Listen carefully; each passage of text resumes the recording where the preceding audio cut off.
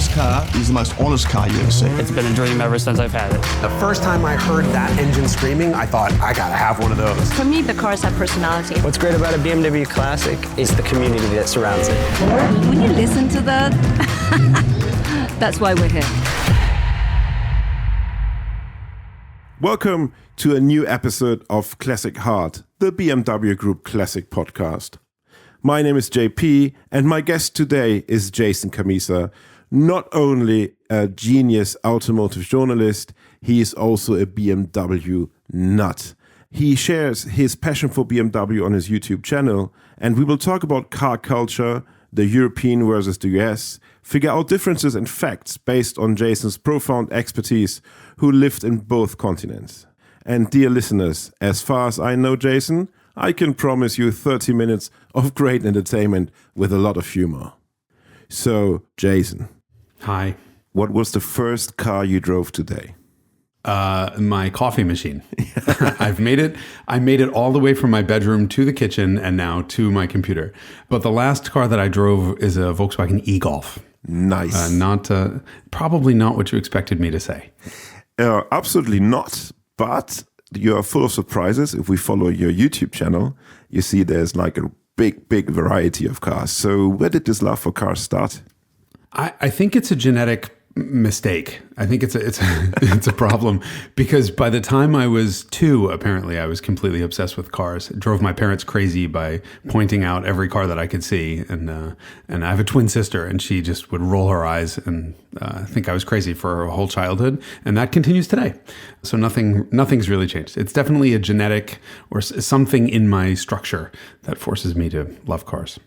And I think there's a bit of Italian blood in you, right? And also in terms of when we watch the videos, it's really like this activity level from the German perspective is 100% Italian. So do you think, does the Italian side come from your father's side? I'm in big trouble because it comes from both sides. So I am born in New York, but both sides of my family are all Italian. And in the area that I grew up was Brooklyn, New York is where I'm from, is very much an Italian ghetto in the sense of the real sense of the word, meaning everyone around was Italian. And we have our own culture, which my family tends to think is Italian, but is really actually just New York Italian, very different. And part of that is a lot of screaming, a lot of hand gestures, a lot of craziness. A lot of fun and great food. Yeah. Great food.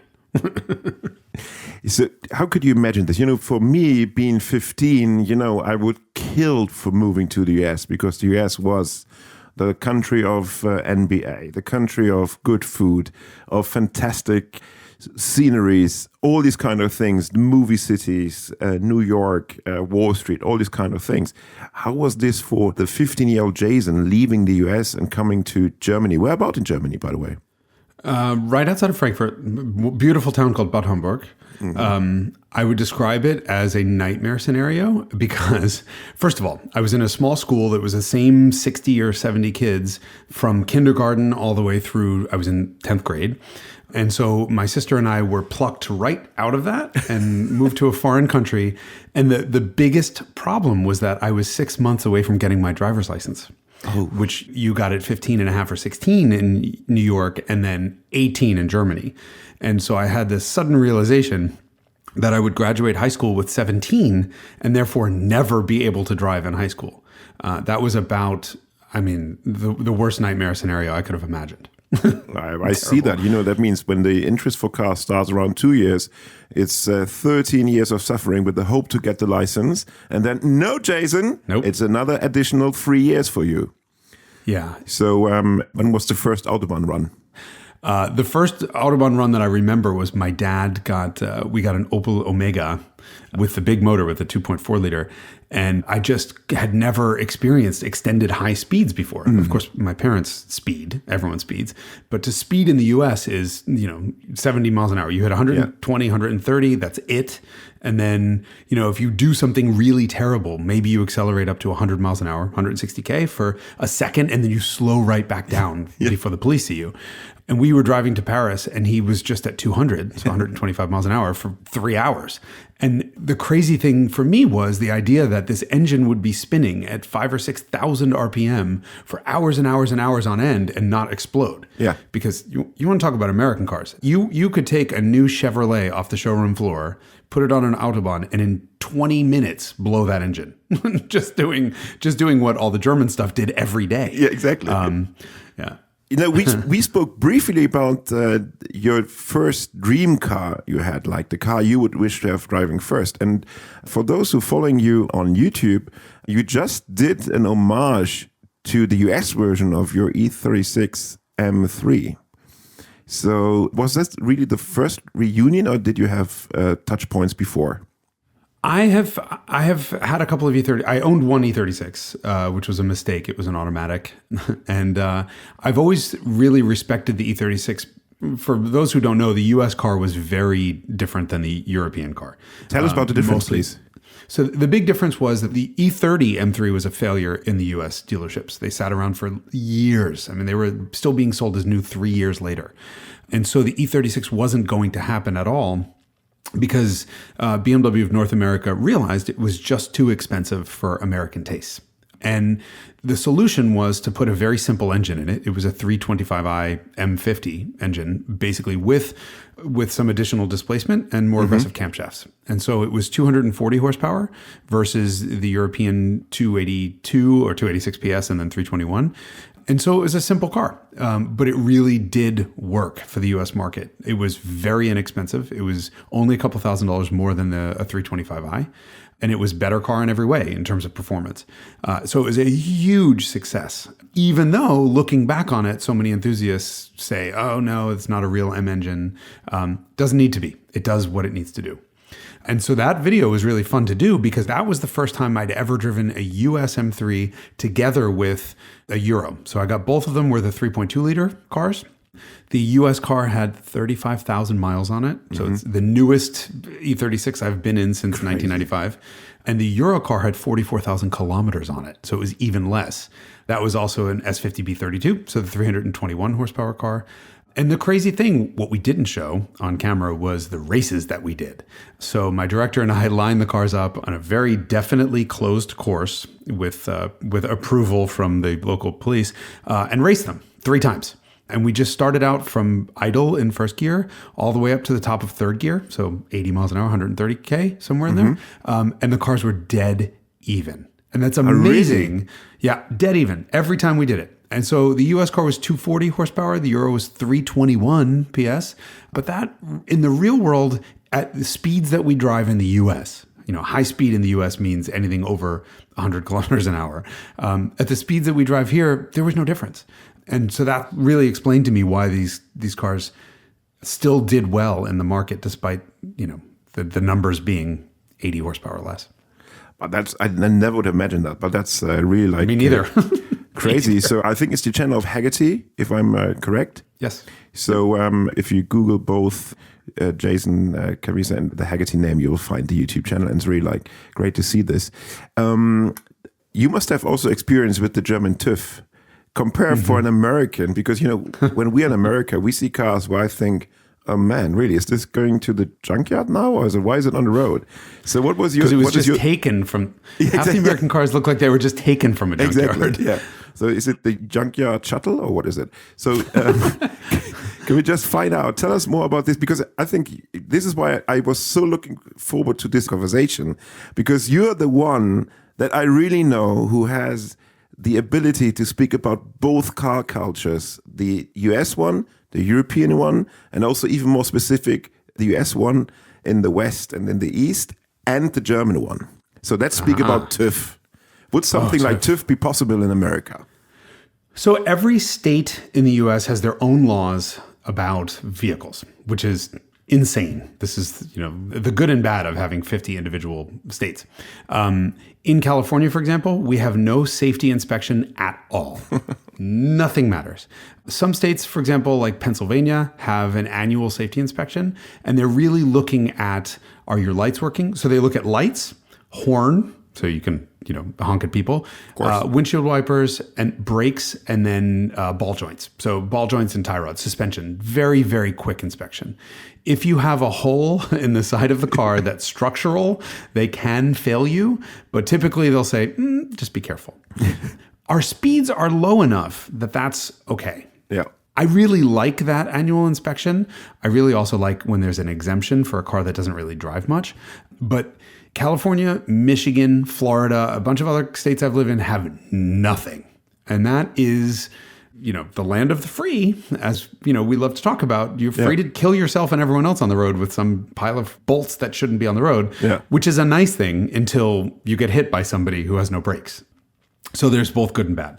TÜV is the way it should be, especially for a country that takes driving so seriously as Germany does. We could never have an Autobahn. We could never have a highway system without a speed limit for 3 reasons. Number one, our drivers aren't trained the way German drivers are trained. Number two, our cars are not engineered for this, and then definitely not made for it. And number three, our roads obviously aren't built for that. But the part of that is, the best example I can give is that I had my Scirocco for 15 years. I kept building stronger and stronger engines for it. And with no TÜV, there's no issue. I just build whatever I want. I didn't go crazy. I just added 50% horsepower. It's not like I went from 123 to 500, which is perfectly legal. But then I shipped it to Germany. And we did an issue of Automobile magazine called the Dream Edition. What's your dream? And my dream was I want to take my car to high school, which I never got to do. So I shipped the car to Germany, and I went to a big Scirocco meeting in Dorfmark, and then I went to the factory, and I just did all this cool stuff. I drove 2,000 kilometers at top speed. So the car did 135 miles an hour, which is way too fast for that thing. Originally, it only did 120. So, it did less than 200 originally, and there I am at 220, 215, 220 the whole time. And everything was just fine until we had a camera on the gauges to get a picture of the speedometer at 135 miles an hour. And I'm half paying attention. It's the third day of filming and just driving down this Autobahn, 6,000 RPM in fifth. And I'm like, oh, there's my exit. So I get on the brakes to get off the exit. And all I had to do was stop once from 135 down to 0 at the bottom of the exit ramp. Didn't happen. Pedal on the floor, brakes actually on fire, real big flames. Oh yeah. Those brakes were barely enough to stop that car once from 200. Yeah. When you're doing 230, that's a huge difference in terms of thermal energy that you have to dissipate. Yeah. And so if I would have ever built that engine in Germany with that kind of horsepower, the next thing that would have needed to be done is to put bigger brakes on it, obviously, upgrade the brakes, and upgrade everything else. We don't have that because there's nowhere in this country where I'm doing 135 miles an hour for extended periods of time or needing to stop, except for a racetrack. So here I had all the 15 years of experience with this car, never thought anything of it, and the one time I really needed those brakes, didn't work. So that's the difference. The roads and the use case dictates the inspection. And TÜV is insane, but it needs to be that way for the way that Germany's roads are. Agreed. Let's go back to cars that you own, because I remember this video we've done for BMW Classic as well, where you drive your 325 E30 Touring. And I was surprised, okay, why is this chap so in love with the Touring? Because to be honest, we share the same passion, but that comes later. But why Touring? Okay, first of all, remember that I grew up in the US and was always into non-US cars. So clearly I have some sort of bias towards the non-conventional stuff and doing what other people don't. That's part of it. There's always the forbidden fruit concept. Everyone always wants what they can't have. And North America didn't get a 3 Series Touring. We only got coupe convertible and sedan. So when I was looking for an E30, one of my first experiences ever in being sideways was my friend's dad. He was a doctor, but on the weekends was a race instructor. And he took me and a bunch of our friends out to a museum, and it was snowing. And I remember my mom saying, "What are you, crazy? You're driving in the snow?" And he was like, "This is the best time in the world to drive." Left our driveway completely sideways and drifted up the street. at the rev limiter. It was a 325e, so it was the ETA motor 2.7. And I'll just never forget the sound of that M20. Just, that engine has this very wispy, airy to it. And so there it was, just up the street. And I'm like, this guy is out of his mind and I want to be just like him. So it was a foregone conclusion that I was going to have an E30 and I was going to have a 325i. And so tried to get one when I was in college before the Scirocco thing happened.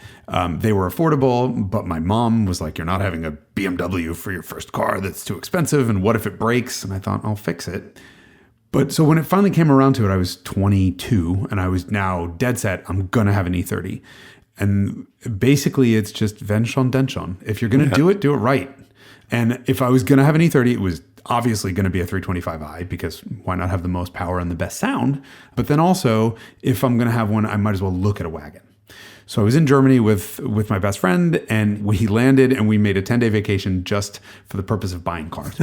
And so he found on day 6 or day 5, he found the car he wanted, which was a 126 Mercedes 500 SEC.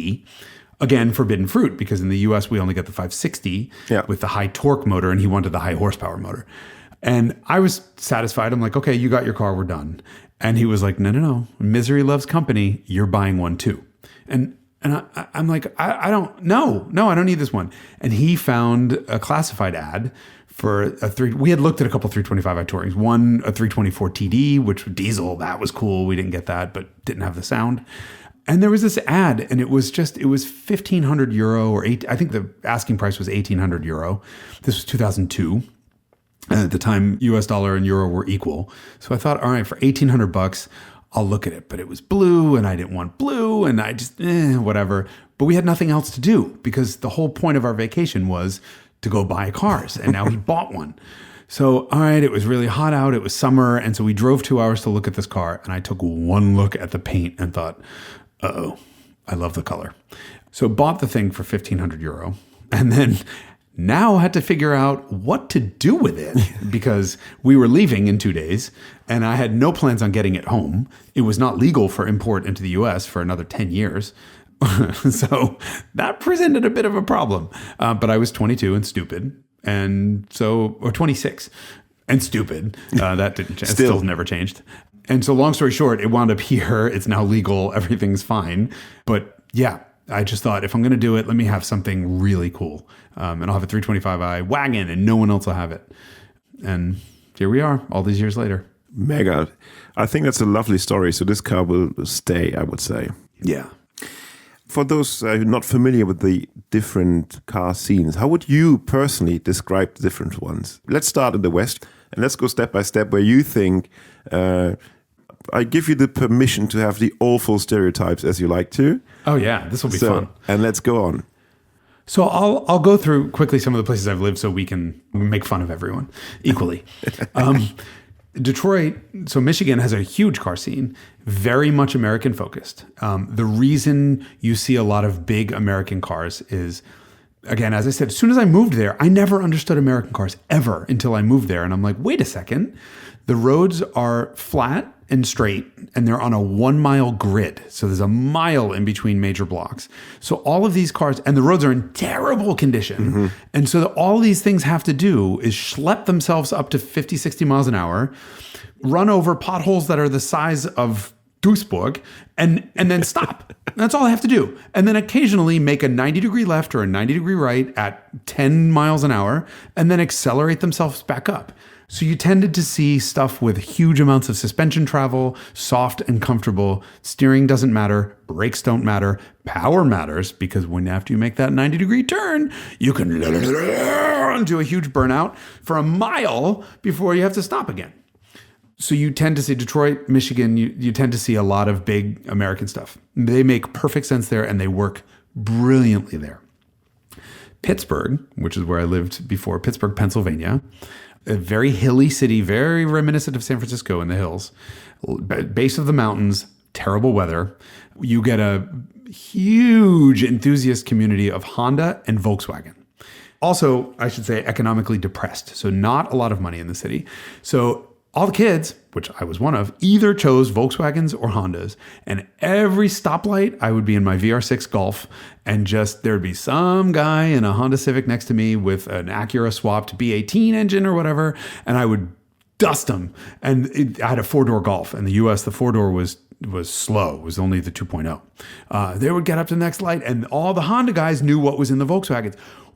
What's in that thing? It's a 4-door, which is so much fun. But you tended to have little, smaller, nimble cars that could deal with the hilly, twisty roads. Even though it was only 4 hours away from Detroit, completely different car scene. Also, I should add, Subarus and Audis for those who lived in the hills outside of the city because of the snow. I moved to Pittsburgh from South Florida, which is another fascinating car culture. Flat, terrible roads. Basically, every road is like a demolition derby because everyone it's a melting pot of different automotive cultures, which means no one is following the same set of rules ever.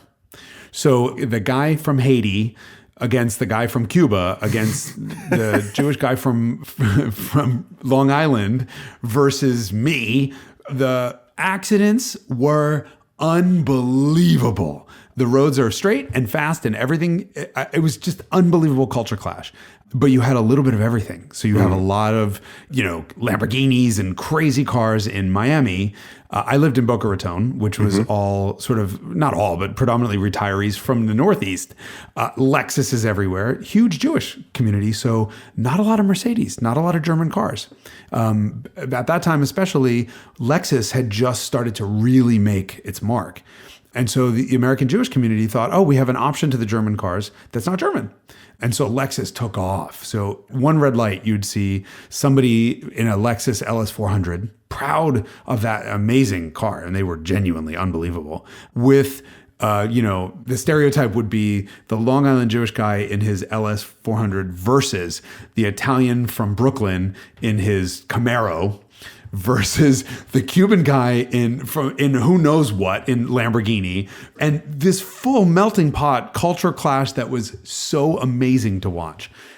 And then you get the Palm Beach guy in his Rolls Royce. I mean, it was unbelievable. South Florida's car culture is unbelievable. And if you took any of those people out of South Florida and put them in Marin County, which is where I live right north of San Francisco, everyone would be uncomfortable. No one would know what to look at, what to do. Well, what is this person doing in this gold leaf wrapped Lamborghini? I'm so confused here. And then he would be looking at the guy, you live in a $6 million house and you drive a Prius. What's wrong with you? And the Northern California guy would say, but the environment. And then the South Florida guy would say, to hell with the environment. I'm burning as much gas as I can. I mean, so I think that's really the difference in American car cultures. I mean, it doesn't get any more different.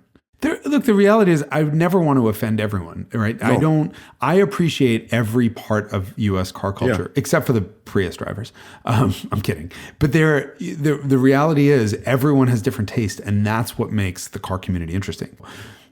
Absolutely. It's these different kinds of interest of all the people you meet. Wherever you go to a crazy car meet for Japanese cars.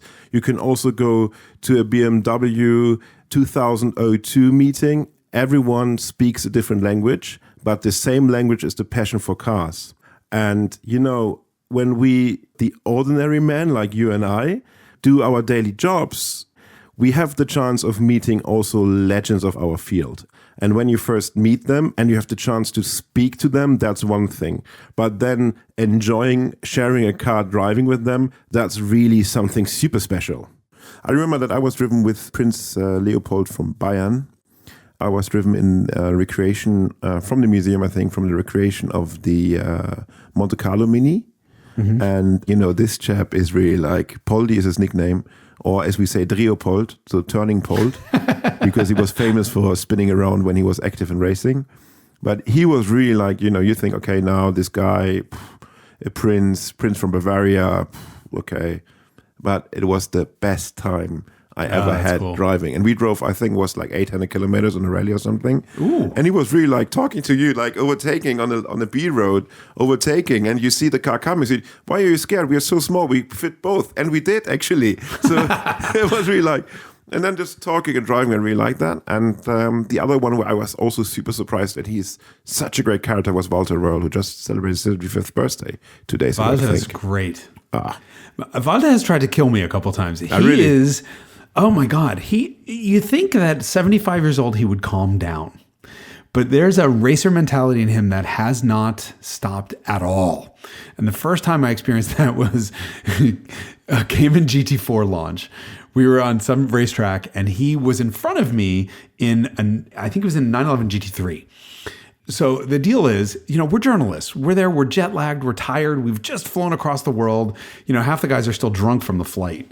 I don't drink, so that, they never have to worry about that. Me, but I wake up crazy. So behind him on the racetrack, and he's moving and I don't know the track. I don't know the car. No problem. Everything's fine. I'm keeping up with him, and I got a little too close. And if it's one thing that Walter doesn't like, it's competition. So a friend of mine was actually in the car with him, talking to him, and he looks up, he's watching me in the mirrors, making sure, look, he's doing his job. He's making sure that I'm not making any mistakes and I'm not putting that car in danger and whatever. But he saw that I could drive, and then I was keeping up with him, and he turned around to my friend Scott and interrupted him and was like, every once in a while you need to show him who's boss. Hold on. He took off, and I'm like, I don't know what's going on in that car. All I know is now he went from 8.5, 9/10 to like 11/10 in the middle of one corner. And we'll come up this big hill, and there's a blind crest that goes right down the other way, and he is full attack. And I'm like, he's where his normal braking zone would be. He's flat on the gas for another 100 meters, and I can hear it. So I'm like, well, if he can do it, I can do it. No. I mean, I caught it. But I came over the crest completely sideways, drifted the way down, and and then got the car straight, and he's waving out the window. Hi, here I am, Walter Röhrl. You know me, you've heard of me. So he did that, and I should have known better. Yeah. Because the next time was on a road, and I was in Andreas Poeninger's personal 911R on the launch. And I was keeping up with Walter on a back road, which I shouldn't have been doing. I should have just said, no, Walter, you go ahead. I'll stay 100 meters behind. And that's when you realize there's a reason why he is Walter Röhrl. Like he is just on a bumpy, twisty back road. He jumped it somehow in the middle of a corner. In midair, he got that car to change direction. I mean, it was just like violating every law of physics. And I made it for probably 10 minutes behind him at full attack. And it's of course, it's much easier, by the way, to be behind someone on a road like that. So I can use his brake lights as a guide for, anything going on. I would have never been able to do the pace that he did. And then finally, I lost it. Just stability control fully on. Still had a big moment where I hit some dirt, got sideways, and then flashed him, as if to say, white flag, I'm done. Fantastic. I would like to state one of the important things. We try to make it also like a bit of an extra. It's not just a podcast. It should also be like a service podcast in a sense. So we ask every guest to give us and the people who are listening in a bit of a tip, hint, advice, whatever. And I thought, as you live in Northern California, you live around one of the most beautiful places in the States. And if you can tell us what would be the best road for driving, where do you do a daily road trip? Let's say Jason has not a good day. He takes out one of his cars and go out driving. Okay, so I'll make you a deal. I'll tell you the road, but you can't tell anyone else. So my initial reaction to this is, oh, Angeles Crest down in Los Angeles, because that's the one that everyone knows, or the roads in Malibu. So the risk is always telling everyone your secret means that it's no longer a secret. But I'll be nice. Just don't tell anyone. The best driving road in the world, is a road called Stewart's Point Skaggs Springs Road. It's also the most difficult thing in the world to pronounce. It's about 130 miles north, so 200 kilometers north of San Francisco. It's a road that connects Highway 101, which is the north-south main artery on the West Coast, to the coast, Highway 1, which is the coastal road. I think it's about 35, 38 miles long. And the reason that I think it's the best is it's actually a 3-in-1. It's buy one, get 3 deal. So it's 3 different roads in one. So you start out with what's really like the motorcycle sections. A million motorcyclists on this road, especially on a nice weekend. But it's really smooth, very open, very fast. 80 mile an hour. Of course, you would never do those speeds, but you could do 80 miles an hour. Open, sweeping corners up and down these hills. Beautiful. There's a reservoir and water at the beginning. And then almost like someone flicks a light switch, boom, the terrain changes. The road gets much bumpier. And then you have, 15 miles of pretty tight, insane stuff. Big drop-offs on the one side, big cliff face on the other, trees everywhere, leaves on the road. Pretty challenging road stuff. A lot of elevation changes, but a fast second and third gear, really beautiful twisty road. And then you get to the bottom of that, and there's a little bridge, and there's kind of no one around, and there's nothing. And then somebody flicks a switch again, and then it turns into a World Rally Championship stage, which is the climb back to the coast. And it is, there's no other word to describe it than batshit fucking nuts. First and second gear stuff with redwoods as the apex markers, when the roots are pulling the road up, so there's nice mid-corner bumps that really upset some cars and challenge others. The good ones are the ones that can make it through there. With hairpins, there are 3 jumps. You don't necessarily have to jump, but if you're going fast enough and you know which ones to do, you can jump. And there's no one on the road except for the occasional huge logging truck, massive truck that takes up the whole road. Yeah. So you'd better make sure you can stop. And I've had a couple of close calls, but this road just starts, again, first chapter is the motorcycle section. Second is nice back road. Third one is WRC stage. And then about 150 meters past the third jump, you get to Highway 1 and you're at the ocean. And so it starts out, you're in fields and winds up at the ocean. It's 30 something miles of, yeah. I did it once in a Prius, a rented Prius. And it was, my face hurt for 3 days from smiling. So if you can do that, if you can have that much fun in a rented Prius on 4 mismatched tires, one of which had almost no air in it, yes, that's a good road. So Stewart's Point, Skag Springs Road. And now, as you know, this is a secret and we keep it like this, you will find the link in the link box because you will be, we were sharing this. Just don't tell anyone. We will keep it as a secret. Perfect. Thank you very much, Jason. This was such a nice talk. I really enjoyed it. It was fun. You absolutely did a great job in bringing us both car cultures closer. So I think this podcast is absolutely suitable for everyone around the world to understand different car cultures, even in the US and between Europe, because the one who can tell the story is Jason. And I'm super thankful that you were here, and can't wait for the reaction in the comments. And hopefully I didn't make too many people angry. No, I'm sure no one. You could. No one. I will protect you. That's fine. I'll fight with everyone. It's my favorite thing to do is to fight about cars. So let's do this. Absolutely. Out of love. We all do it out of love, right? Thank you very much, Jason Cammisa. Thank you. Thank you.